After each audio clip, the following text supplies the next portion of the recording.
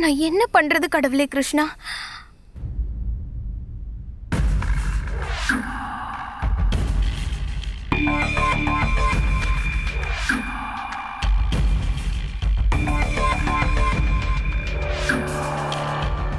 யுவன், நீங்க மிஸ்டர் மோகன் வீட்ல இருந்து வந்ததுல இருந்து நீங்க வீடு முழுக்க இங்க அங்கன்னு சுத்திக்கிட்டே இருக்கீங்க. ஏன் ஒரு இடத்துல உட்கார மாட்டேங்கிறீங்க? உட்கார முடியலையே. ஏன்? என்ன தயவு செஞ்சு நான் உட்கார சொல்லாதான். நான் நாள் ஃபுல்லா நின்னுட்டு இருந்தாலும் எனக்கு பிரச்சனை இல்லை. அதுல உனக்கு ஏதாவது பிரச்சனை இருக்கா? இல்ல. அப்புறம் என்ன? சரி, உங்க இஷ்டம், நின்னுகிட்டே இருங்க.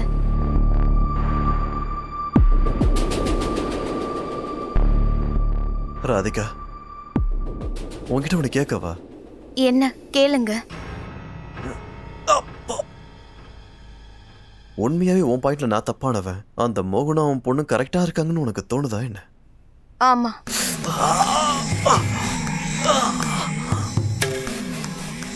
உன் கண்ணுக்கு முன்னாடி என் நிலைமைய பார்த்ததுக்கு அப்புறமும் உனக்கு நான் தப்பு, அவங்க கரெக்ட்னு தோணுது.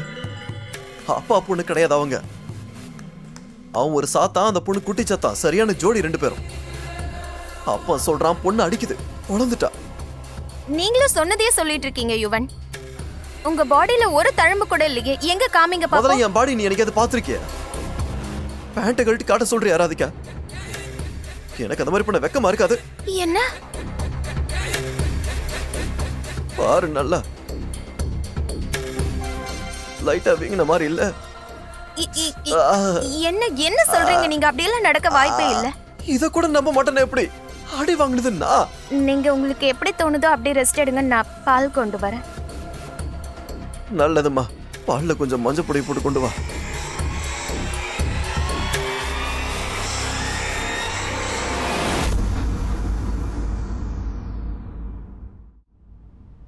ஹலோ, என்ன சார், அவங்கள பத்தி ஏதாவது தெரிஞ்சதா? கிடைச்சாங்க இல்ல ஏதாவது ஒண்ணு சொல்லுங்க சார். வலை போட்டு தேடியாச்சு, அவங்க எங்க ஒளிஞ்சிருக்காங்கன்னு தெரியல.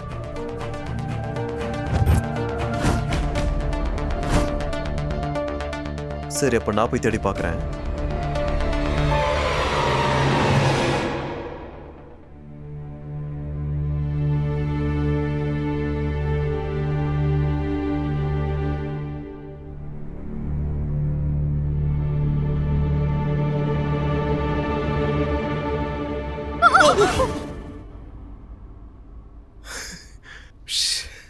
இப்படியா பயமுறுத்துவீங்க? இப்படியா பயப்படுவாங்க? குஷி, மோனியா, நீங்க ரெண்டு பேரும் நல்லா இருக்கீங்கல்ல? அட, நல்லா இல்லாம எப்படி இருப்பாரு? நீங்க தான் எங்க கூடவே இருக்கீங்களே, எப்பவுமே எங்களை ப்ரொடெக்ட் பண்றதுக்கு. உனக்கு என் முகத்தை பார்த்தா நான் நல்லா இருக்க மாதிரியா தோணுது? உங்க நிலைமை எப்படி இப்படி ஆச்சு?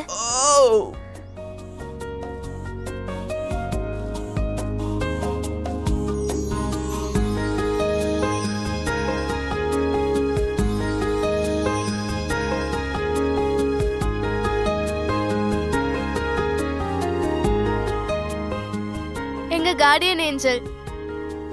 அண்ணா, நீங்க ரெண்டு பேரும் ப்ளீஸ் என்ன மன்னிச்சிருங்க. எனக்கு வேற எந்த ஐடியாவும் கிடைக்கிற வரைக்கும் நீங்க ரெண்டு பேரும் இங்கதான் இருக்க வேண்டியிருக்கும். யுவன் சொன்னதுனால போலீஸ் உங்களை ஊர் முழுக்க தேடிக்கிட்டு இருக்காங்க. யுவனுக்கு என்ன ஆச்சுன்னே தெரியல. என்னமோ பேசுறாரு, என்னமோ வளர்றாரு. யுவன் போலீஸ் கிட்ட என்ன சொன்னாருன்னு தெரியுமா உங்களுக்கு? என்ன? நீங்க ரெண்டு பேரும் சேர்ந்து அவரை அடிச்சிட்டீங்களா? ஐ மீன், இஷ்டத்துக்கு வளர்றாரு. வளர்றா? எதுக்கு இப்ப சிரிக்கிறீங்க? ஏன்னா யுவன் சொன்னது எல்லாமே உண்மைதானே?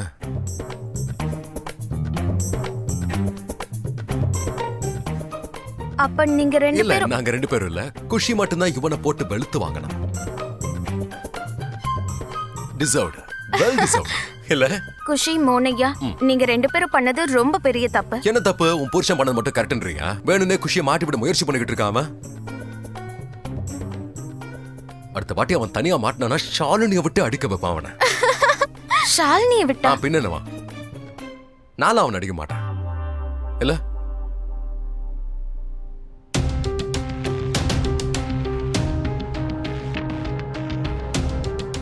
அடிச்சு விளையாடுற இடமாடா இது? உங்களெல்லாம் சும்மாவே விட மாட்டேன்டா. பாலை பேட்டை வச்சு அடிக்கிற மாதிரி அடிச்சிட்டா. ஆமா, இந்த குஷி அடிக்கிறதுக்கு எங்க போய் ட்ரைனிங் எடுத்தாலும். ராதிகா, இவ பால் காய்ச்ச போனாலா இல்ல கறக்க போனாலா? விண்ணு விண்ணுங்குத. எருமை பால் குடிச்சா கூட உடம்பு தேராது போல. ஓய்யோ ராதிகா.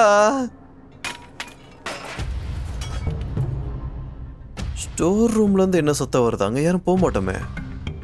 எனக்கு தெரிஞ்சு யாரும் இப்போ ஸ்டோர் ரூமுக்கு போகலையே. ராதிகா,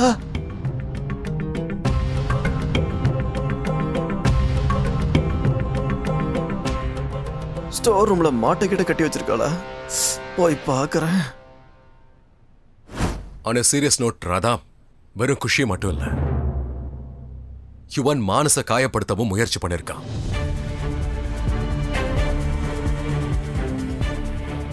என்ன? மானச அடைச்சு வச்சு அவனை கொலை பண்ண முயற்சி பண்ணிருக்கான்.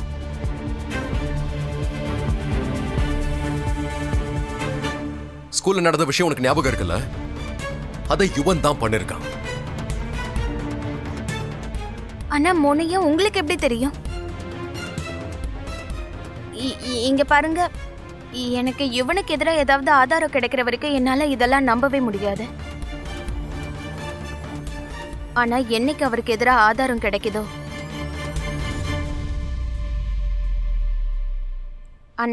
அன்னைக்கு நீ என்கிட்டயே திரும்ப வந்துருவியா?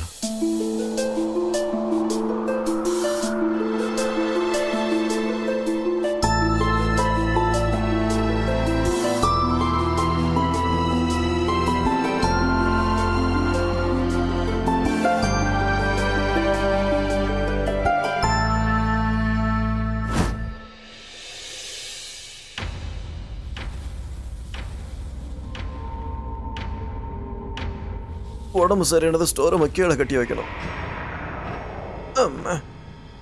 ராதா, பதில் சொல்லு. உன்னால இது எல்லாத்தையும் விட்டுட்டு உன்னோட குஷி கிட்ட, உன்னோட குடும்பத்துக்கிட்ட, உன்னோட மோகன் கிட்டயே திரும்ப வந்துருவியா?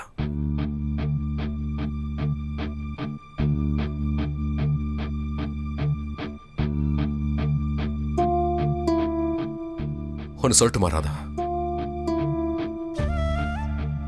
உனக்காக நான் எந்த அளவுக்கு துடிக்கிறேனோ அதே அளவுக்கு நீயும் துடிக்கிற. இத உன்னோட கண்ணீரே எனக்கு சொல்லுது. எப்படி என்னால நீ இல்லாம வாழ முடியாதோ அதே மாதிரி உன்னால நான் இல்லாம வாழ முடியாது.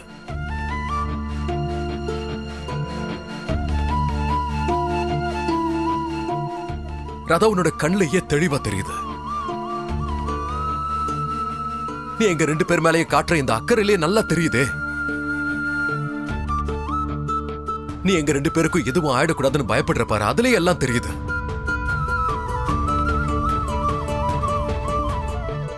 அட, நான் முதல்ல இதெல்லாம் ஒத்துக்கவே தயாரா இல்ல. உன்னால லைஃப்ல மூவ் ஆன்லாம் ஆக முடியாது. ஒன்னு தெரியுமா ராதா? என்ன தெரியல, ஆனா என்னோட மனசு சொல்லுது நீ யுவன் கூட இருக்கியே தவிர அவன் கூட நீ வாழல.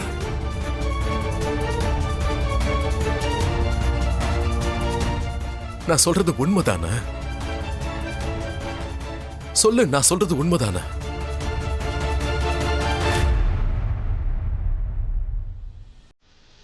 ராதா, ப்ளீஸ் பதில் சொல்லு.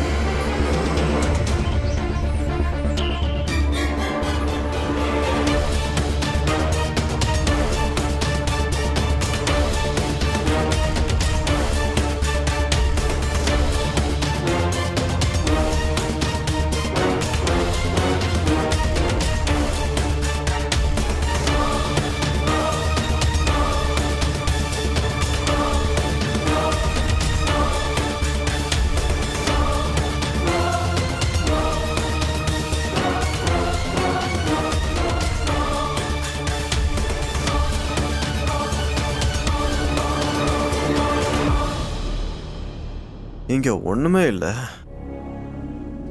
என் பிரம்மதானா இதுவும்? ஒண்ணும் இல்லையே.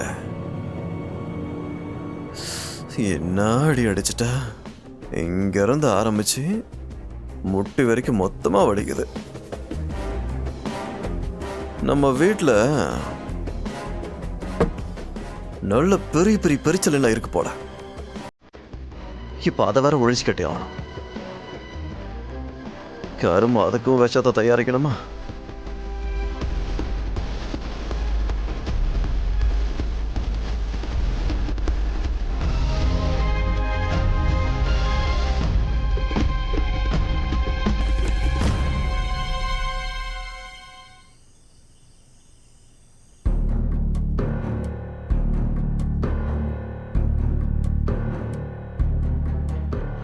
நாள் ஃபுல்லா நடந்த கலாட்டா பத்தல போல. இப்ப அந்த அரிசி முட்டை வேற என் பக்கத்துல கொண்டு வந்து படுக்க வச்சிருக்காங்க. ஓ,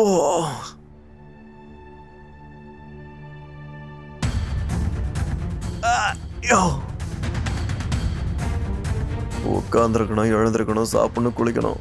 எந்த வேலையை ஒழுங்கா செய்ய விடாம தூங்க கூட முடியாம பண்ணிட்டானே அவன். அப்பனும் பொண்ணும் சேர்ந்து என் நிலைமை இவ்வளவு மோசமாகிடுச்சுங்களே. உங்க 2 பேரையும் சும்மா விட மாட்டேன்டா.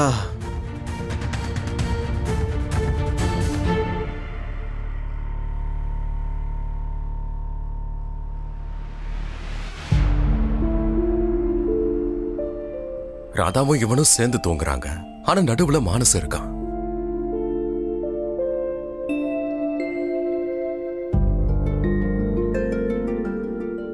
என் ராதா வேற ஒருத்தனுக்கு சொந்தமாக முடியாதுன்னு என் மனசு ஏன் திரும்ப திரும்ப சொல்லுதுன்னு தெரியல. என்ன தவிர வேற யாரையும் நீ உன்கிட்ட நெருங்கவே விட மாட்ட ராதா.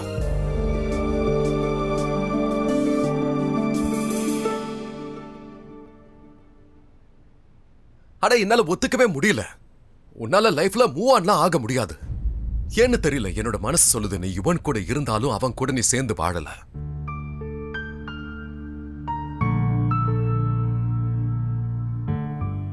இன்னைக்கும் மோனையா என் கண்ணை பார்த்து உண்மையை கண்டுபிடிக்கிறாரு. ஒருவேளை அவருக்கு சந்தேகம் வந்திருக்குமோ, மானஸ் இவனோட பையன் இல்ல அவரோட பையன்னு. என்ன பண்ணட்டும், அவர்கிட்ட சொல்லிடவா? வேண்டாம் வேண்டாம், என்னால அப்படி பண்ண முடியாது. யுவன் இத்தனை வருஷம் எனக்கு துணையா இருந்திருக்காரு. மானஸ்க்கு அப்பா பாசத்தை கொடுத்திருக்காரு. இது பெரிய அநியாயம் ஆயிடும், ரொம்ப பெரிய தப்பாயிடும். ஆனா மோனையா, கடவுள் கிருஷ்ணர் திரும்ப திரும்ப எங்க 2 பேரையும் ஒன்னாக்குறாரு. அடுத்து என்ன நடக்கும்னு தெரியல.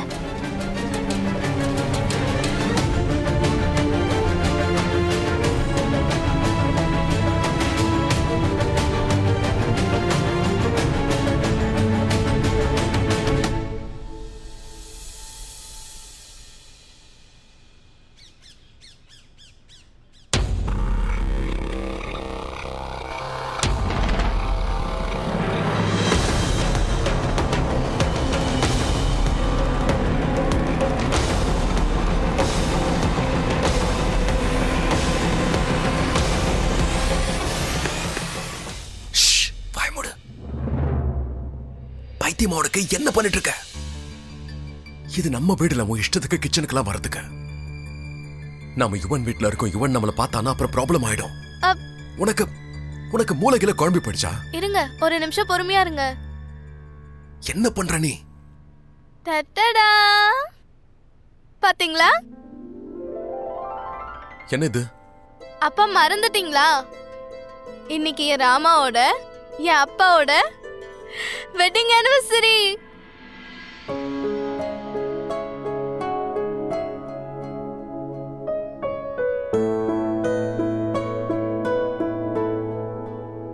இந்த நாள் தானே நம்ம லைஃப் மொத்தமா மாறுச்சு.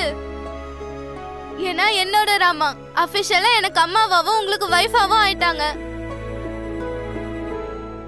அது அங்க போய் யுவன் பார்த்துட்டானா மறுபடியும் நம்ம லைஃப் சேஞ்ச் ஆயிடும். அது அங்க வச்சுட்டு பாப்பலாம். அப்பா, கடந்த 7 வருஷமா நான் உங்க வெட்டிங் ஆனிவர்சரியே கொண்டாட விடல. ஆனா நீங்க என் பேச்ச கேட்டதில்ல. சொல்ல போனா ரொம்ப சந்தோஷமா ஆனிவர்சரி டேயே கொண்டாடினீங்க. ராமா உங்க லைஃப்ல திரும்பி வந்துருவாங்கன்ற நம்பிக்கையை நீங்க விடவே இல்ல. ஆனா இன்னைக்கு ராமா பக்கத்துல இருக்கும்போது எப்படிப்பா நீங்க ஆனிவர்சரியை மறக்கலாம்? என்னால தானே.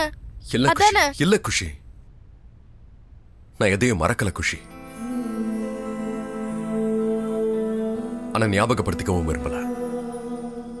ஞாபகப்படுத்திக்கிட்டு நான் என்ன பண்றது நீயே சொல்லு. இத்தனை வருஷமா ஏதோ நம்பிக்கையோட தான் இந்த நாளை கொண்டாடிக்கிட்டு இருந்தேன். ஒரு நாள் ராதா கிடைச்சிருவான்னு நினைச்சேன். நம்ம வாழ்க்கையில சந்தோஷம் நிறைஞ்சிருக்கும்னு நினைச்சேன். எனக்கு ராதா என் கண்ணு முன்னாடி தான் இருக்கா. ஆனா வாழ்க்கை எந்த கட்டத்துல இருக்குன்னு பாரு. என்னால இந்த நாள் அவ கூட சேர்ந்து கொண்டாட கூட முடியாது. ஏன்னா இன்னைக்கு அவ வேற ஒருத்தர் மனைவி.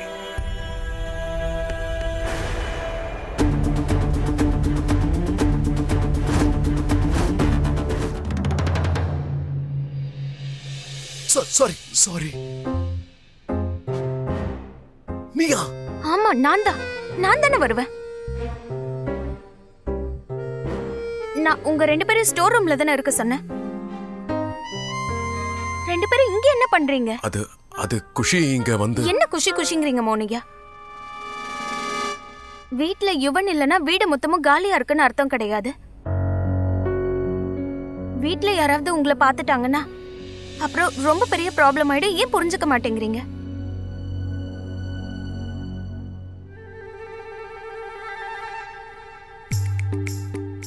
நீ என்ன மறைக்கிற? ஒன்னும் இல்ல. ஏதோ மறைக்கிற. என்ன? ஒன்னும் இல்ல. நீங்க 2 பேரும் முதல்ல போங்க ஸ்டோர் ரூமுக்கு. சீக்கிரம் போங்க.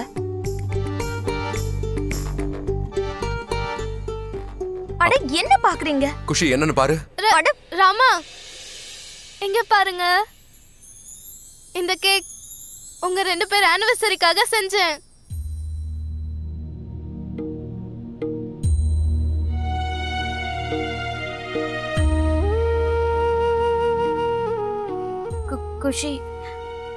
குஷி இதுக்கெல்லாம் டைம் இல்ல. சீக்கிரம் 2 பேரும் ஸ்டோர் ரூமுக்கு போங்க. ராதா, உனக்கு நிஜமாவே இந்த நாள் ஞாபகம் இல்லையா?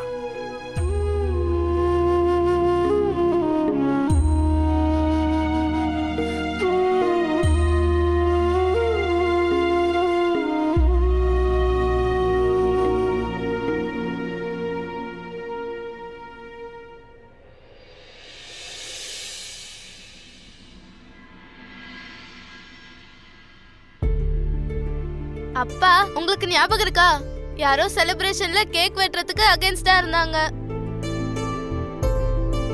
பர்த்டேவோ இல்ல ஆனிவர்சரியோ உங்களுக்கும் எனக்கும் பிடிச்ச பாயாசம் தான் செய்வாங்க. இங்க பாருங்க, ராமா என்ன கொஞ்சம் கூட மாறல. அவங்க உங்களுக்காக உங்களுக்கு பிடிச்ச பாயாசம் பண்ணிருக்காங்க. அப்படிலாம் ஒண்ணும் இல்ல குஷி. அது நான் மம்மிக்காக பாயசம் பண்ணியிருந்தேன். அப்படியே உங்க 2 பேருக்கும் கொடுக்கலாம்னு நினைச்சேன்.